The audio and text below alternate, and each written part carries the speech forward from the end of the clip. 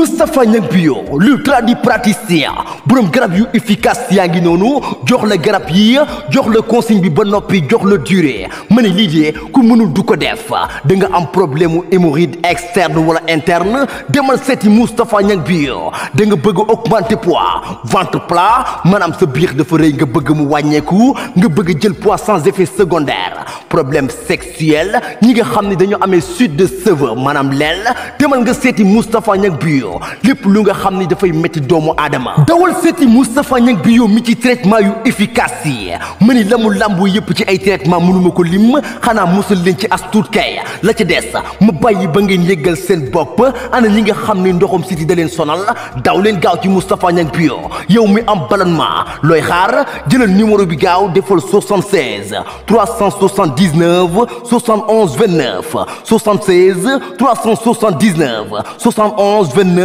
bu fekkee yaa ngi Touba mën nga dem ci garage Daaru boo composé numéro bi incha allah fi nga nekk ñu fekk la fa yow mi nga xam ni nekkuloo Touba jëlal numéro bi gaaw mën nga ko woo su la neexee itam mën nga ko contacter via WhatsApp fu mën a nekk ci Sénégal rawatina ci àdduna bi yépp Niang Bio dina fexe ba nga jot sa garab expliquer la ni nga koy jëlee tranquillement kon nekk mi ngi noonu mbokk yi yéex ñàkk la képp ku fi jàmbatati rek daf la neex ndax Niang Bio la solution est là.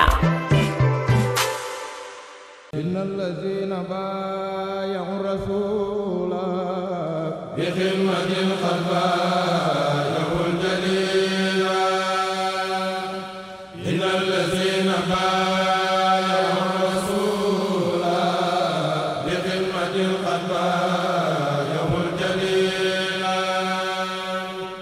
إن الذين بايعوا الرسول بخدمة قد بايعوا الجليل نجوا من السخاء والإفلاس حياتي képp koo xamante ni yaa ngi koy jàng insha allahu rabbi suñu borom dana mën a gudd fan bi ci des muy istixfaar muy astaghfirullah am na ci yoon woo xamante ni képp ku koy liggéey bu soobee yàlla sunu borom dana lay gudd fan mooy adadu nafsi bi mooy 1947 da ngay jàng 7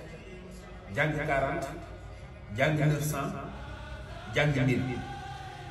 waaye diggante bu nekk aaya boobu nga ciy def istaghfiru rabb fa qultu istaghfiru rabbakum innahu kaana ghaffaaran yursilu samaa aleykum midraaran wa yumdidkum bi amwaalin wa baniina wa yaj'al lakum jannaatin wa yaj'al lakum anhaaran nga def ko benn yoon maanaam boo jàngee juróom-ñaari astaghfirullah def aaya bi benn yoon jàng astaghfirullah ñeent fukki yoon def aaya bi benn yoon jàng astaghfirullah 900 fois def aaya bi benn yoon jàng astaghfirullah 1000 fois jàng aaya bi benn yoon